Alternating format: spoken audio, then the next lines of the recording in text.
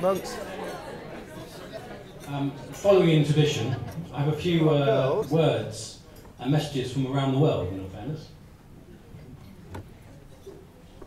Firstly, I have well, I'll start with the furthest first and work closest.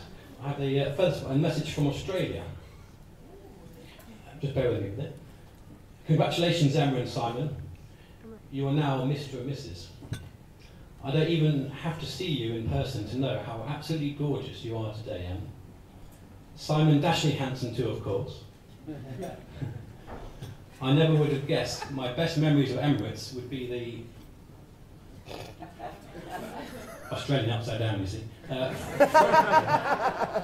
Friends I've met, and my favourite flatmate is the absolute standout. Congratulations again, and I hope we can see each other again soon. You're welcome anytime. Honeymoon in Australia has a certain ring to it. Lots of love, Kate, Mike, and baby Bump.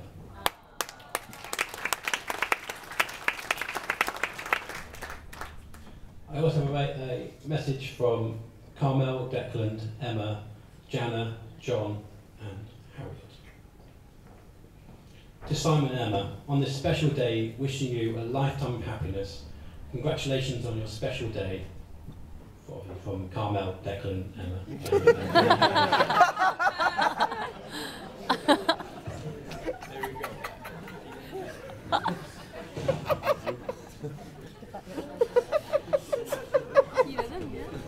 I have a few such shorter ones. Unfortunately, some people can't be with us today due to various circumstances.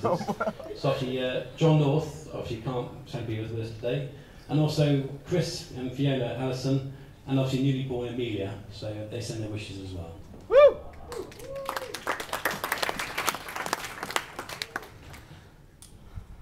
Right, that's the tradition done. Starting out, a best man, or in this case, a best man speech, in my opinion, is one of the hardest things a man, or a bunch of men, can do, in the sense that we've got to pitch all those presents, from the young and not so young, family, new family-in-law, and friends.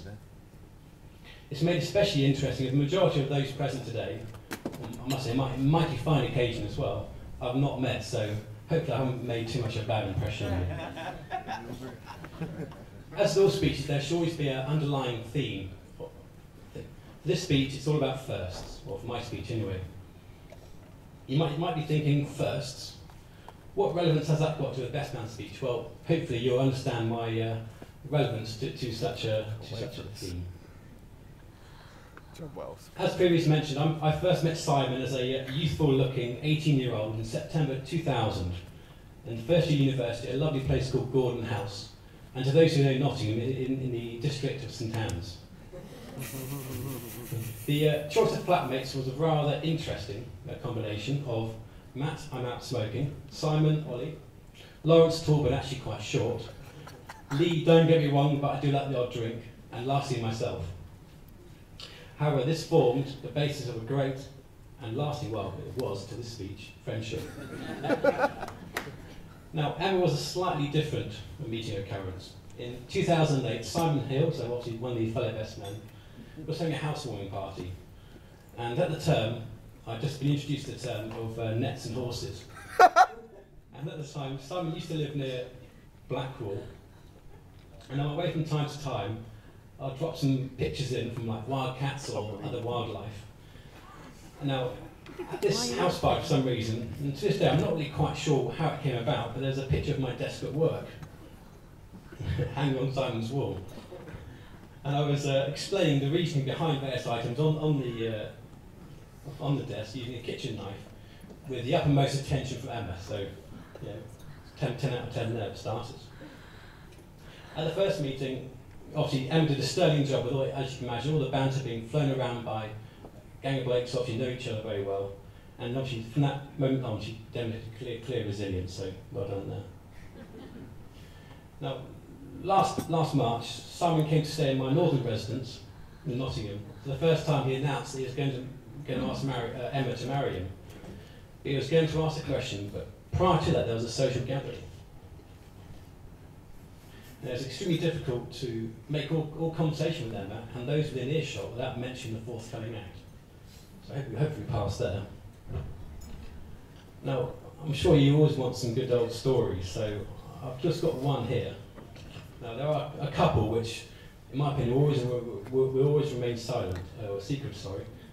But one of these to this day will always make me giggle. Now, the second year at university, Simon Allen, Simon Hill, Ollie, and myself were all sharing a flat, which is also known as the bomb shelter.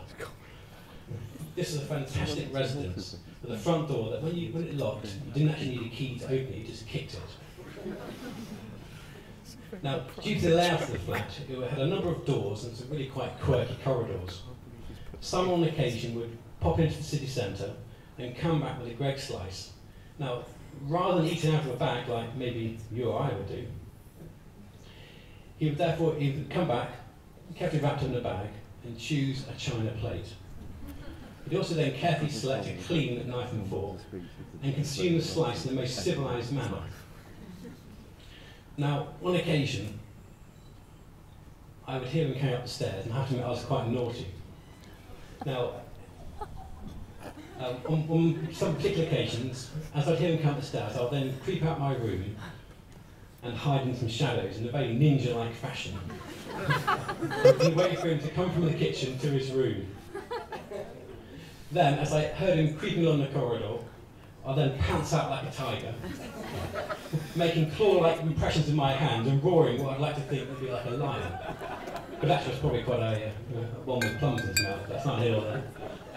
But he was literally the first man I've ever known who actually jumped out of his skin. So Simon, good job there.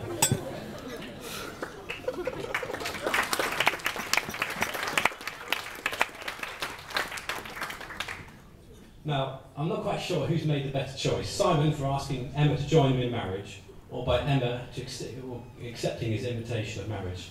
But either way, and I'm sure you'll agree with this as well, they have both made a great choice.